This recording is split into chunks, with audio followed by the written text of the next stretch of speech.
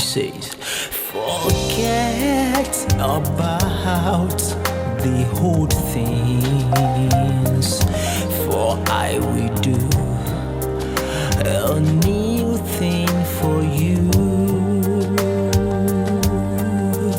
I will make a way in the wilderness, rivers in the desert for you.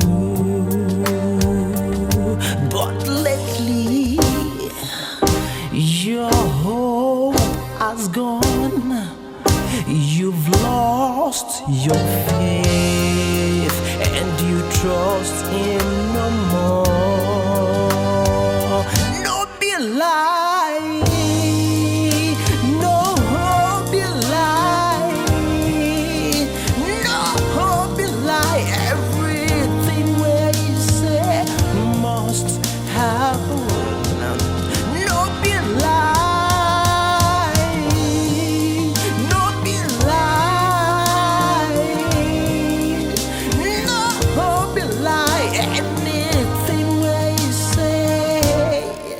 Not true.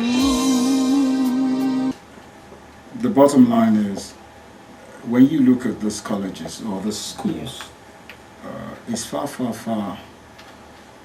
unaffordable for the common man in the church.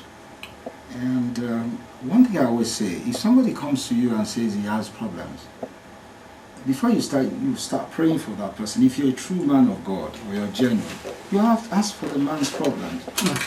If it's money, give the man something and let the man go. Don't say, oh, let me pray for you, and then when you finish praying, you say, you are blessed, go.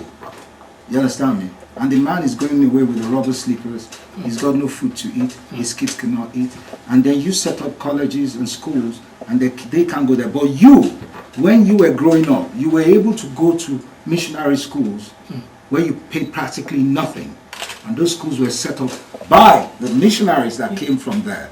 But now we have taken our own missionary work back to Europe. But while we're doing that, we are colonizing our people and bastardizing them. You cannot pay. How would you go to church? Number one, when you go to church, they tell you, the poor man, empty all your pockets and walk back home, that you'll be blessed. A man that cannot eat, he cannot feed his children, you tell the poor man to empty all his pocket, and that until he does that, he's not blessed. That's a sin. And that is a big sin. But you know, the thing is that God is a very patient God. He looks at everybody. You get away with whatever, but there's always a day of reckoning. But the bottom line is that those schools are meant to be affordable for everyone. But when we were in missionary schools, whether your father was rich or poor, we all went to the same school. It was the same standard. I went to those schools. It was the same standard.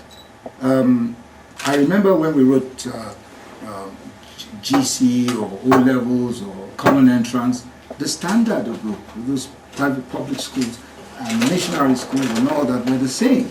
The only difference is that some of us were taught better diction, how to speak in a proper manner, and the other ones had their own way of speaking. But really, when it came to reading and writing, they were perfect. The standards were high.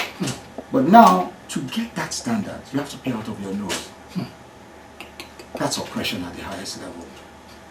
And the level of oppression here is just monumental.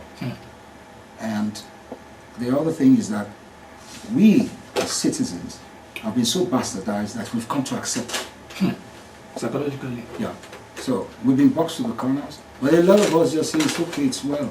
When it's not well, they say it is well. What is well? They box you to the corner, you're talking about being well? You're not well. So bottom line is, you have a church, you go to church, the church has schools, and those schools, you, that you're a member of the church, cannot even afford to put your child in there. And they've not made provisions. You see, if they even made provisions or a sort of structure where they said, look, the kids of the very rich ones here could pay out of their nose, and we use part of that money to offset the fees of the poor ones, fine. But don't take money across board and make it unaffordable for all of them. That's ungodly.